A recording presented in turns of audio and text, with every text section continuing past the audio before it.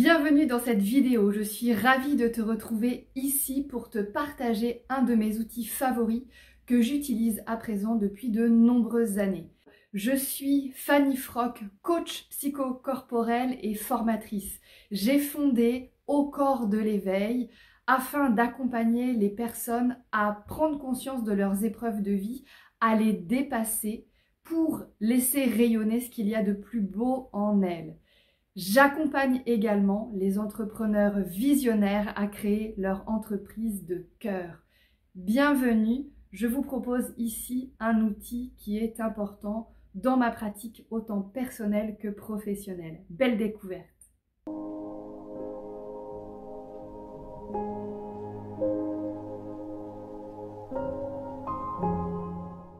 Cet outil, je l'ai créé de toutes parts, en m'inspirant de différents outils.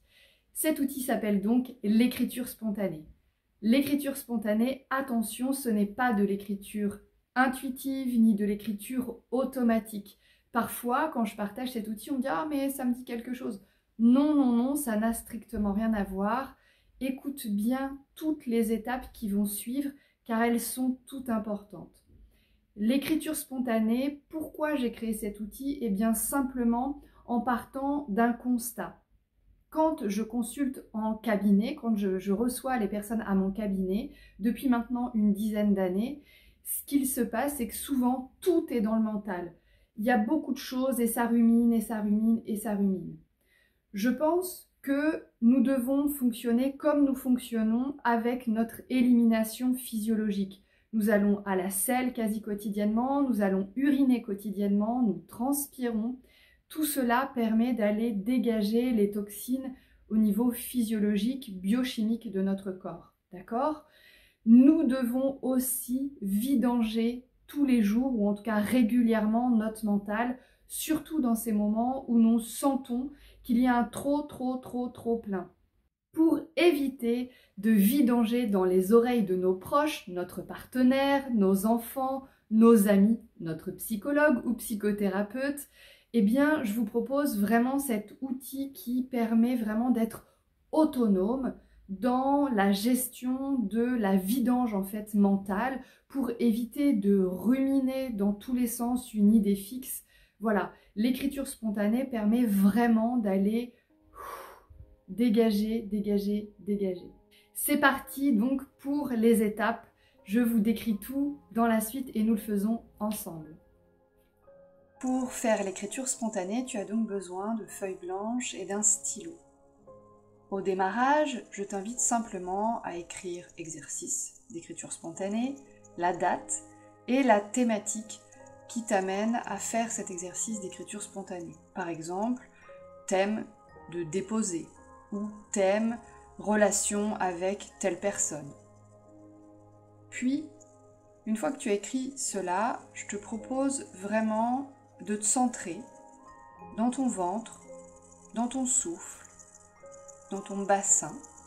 Pour cela, je t'invite à aller voir les autres vidéos sur ma chaîne YouTube qui parlent de la respiration complète. Et à partir du moment où ton stylo touche le papier, il ne se lèvera plus du tout.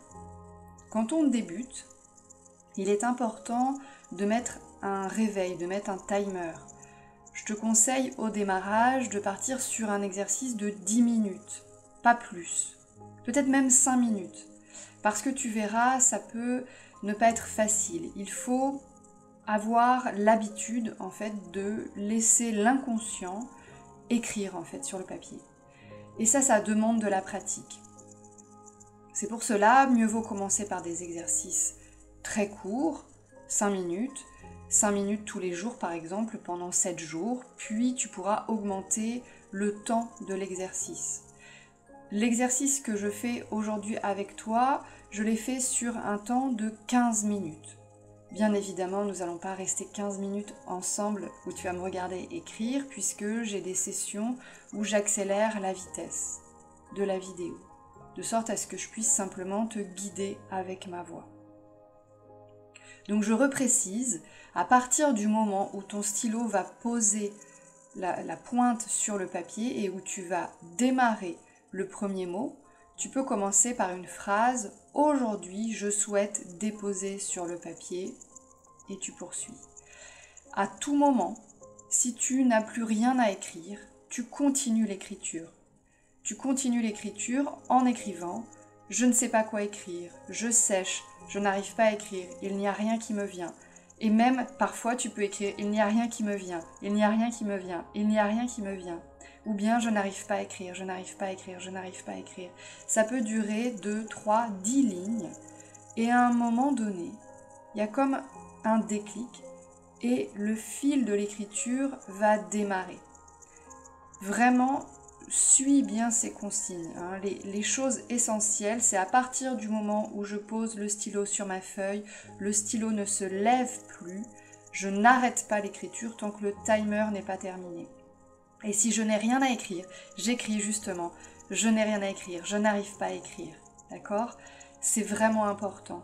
L'inconscient met des barrières, l'ego met des barrières qui sont difficiles à franchir.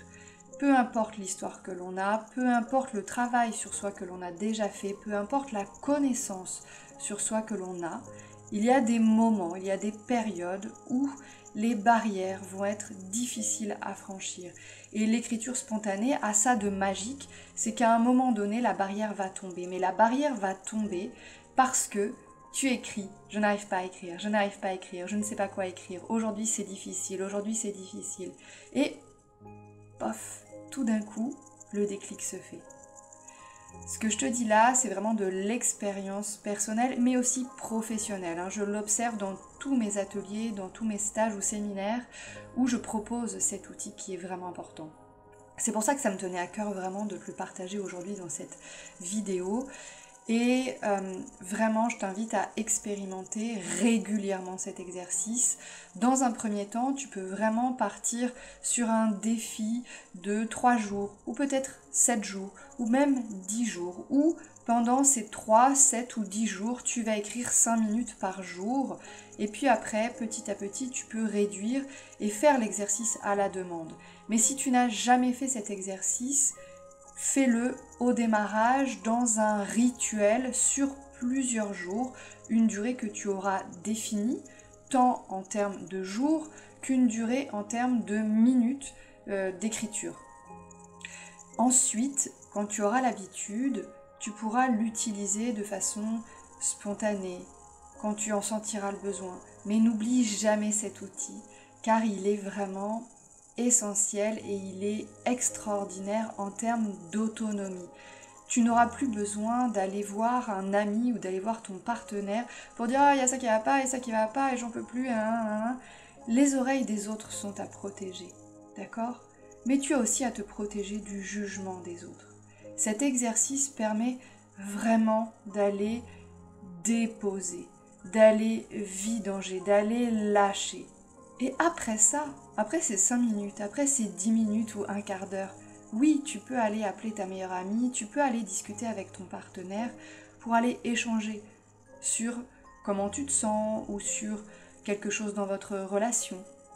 Mais avant, fais cet exercice d'écriture spontanée. Je te promets, ça changera beaucoup de choses dans ta relation à toi-même et ta relation aux autres. L'écriture spontanée peut s'arrêter là, mais tu peux aussi choisir de venir mettre en couleur ton texte. Pour cela, munis-toi de crayons, de feutres, de pastels, éventuellement de peinture. Dans tous les cas, il faut que ce soit des supports simples, faciles à utiliser. Il faut garder cette spontanéité en posant les couleurs. Même chose, tu prends un temps de respiration et à partir du moment où tu te sens prêt, prête, tu choisiras de façon assez rapide, assez spontanée, les couleurs qui te viennent là, dans le moment présent. Puis, tu vas mettre en évidence des mots qui viennent spontanément à tes yeux, à ta vue, et que tu auras envie de mettre en relief. Ou au contraire, que tu auras peut-être envie de cacher, de dissimuler. C'est pour ça que ça peut être bien de prendre différents supports, des feutres couvrants ou des crayons de couleur beaucoup plus clairs qui ne vont pas couvrir ton écriture. Et même démarche que l'écriture spontanée à partir du moment où tes crayons de couleur se posent sur le papier, tu ne t'arrêtes plus. Le temps de mise en couleur peut faire partie des 5-10 minutes ou un quart d'heure, ou bien ça peut être supplémentaire. Dans l'exemple que je te montre aujourd'hui avec moi, j'ai pris donc 15 minutes d'écriture, puis derrière 10 minutes de mise en couleur. Tu peux évidemment, dans un seul créneau horaire, 10 minutes ou 15 minutes, mettre l'écriture sur le papier plus la mise en couleur. La mise en couleur n'est pas obligatoire, cependant je trouve qu'elle permet une prise de recul qui est relativement intéressante. C'est comme si ça venait adoucir, permettre de prendre du recul par rapport à tout ce que tu as déposé, peut-être parfois des mots assez violents, des phrases assez fortes, assez lourdes. Les couleurs viennent comme un baume, viennent comme pour cacher également, hein, comme si on venait se dire ça c'est terminé, ces mots-là que je viens dépasser, repasser en noir, ils n'existent plus, ils sont recouverts. Puis les couleurs viennent mettre de la vie aussi, je trouve, sur la feuille. Concernant la mise en couleur, tu peux, comme je te le montre ici, mettre en évidence des mots, mais tu peux aussi à un moment donné venir aller au-delà de la mise en évidence du mot et laisser faire tes mains. Il n'y a aucune recherche de beau ni de résultat, on ne cherche pas à dessiner quelque chose que l'autre pourra reconnaître. On est vraiment dans quelque chose d'abstrait qui s'apparente à de l'art-thérapie, d'accord? Et donc, laisse faire les couleurs, laisse faire les traits, laisse faire tes mains et repasse, oui, et puis peut-être qu'à un moment donné, tout sera repassé d'une couleur noire ou marron, peu importe, car il y a une suite après la mise en couleur. Voilà, mais d'abord, prends ce temps de mise en couleur.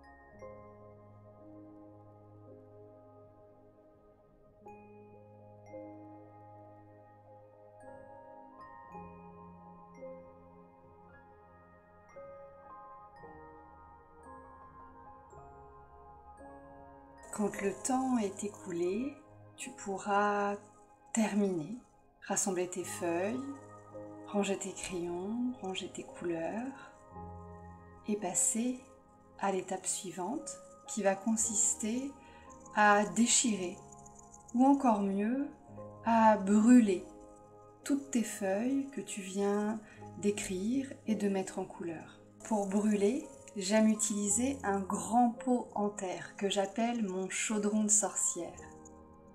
Je l'utilise systématiquement dehors et parfois en intérieur quand l'espace est suffisamment aéré.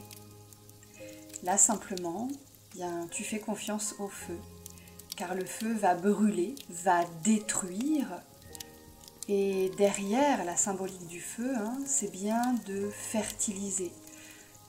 Petit aparté, concernant la culture sur brûlis, on est amené depuis des années et des années, dans différentes traditions, à brûler des terres, de sorte à venir stériliser, à venir remettre à plat un terrain.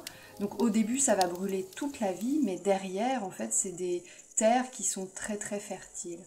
Et bien là, c'est la même chose. On va brûler notre papier, on va détruire ce qui a été écrit et mis en couleur pour laisser ensuite le processus de fertilité revenir et laisser la place au nouveau.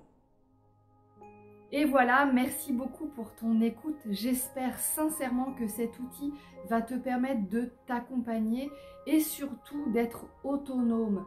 C'est ça qui compte vraiment pour moi, l'autonomie. Alors oui, tu peux consulter des psychothérapeutes et des psychologues à n'en plus finir, mais à côté, pratique vraiment l'écriture spontanée, car tu verras, en vidangeant ton mental, en vidangeant tes idées fixes, tu vas vraiment te libérer de beaucoup de choses, de ton passé, de tes mémoires traumatiques, de croyances limitantes. Bref, tu vas t'alléger tout simplement pour être aligné avec toi-même, aligné avec qui tu es et ce pourquoi tu es venu ici sur Terre. Merci de liker cette vidéo, de la partager à tes proches pour qui ça peut servir, car plus nous sommes nombreux à vidanger notre mental, à guérir nos blessures, plus l'humanité sera éveillée et le monde vibrera d'une autre façon. En attendant, je te souhaite de prendre soin de toi. À tout bientôt.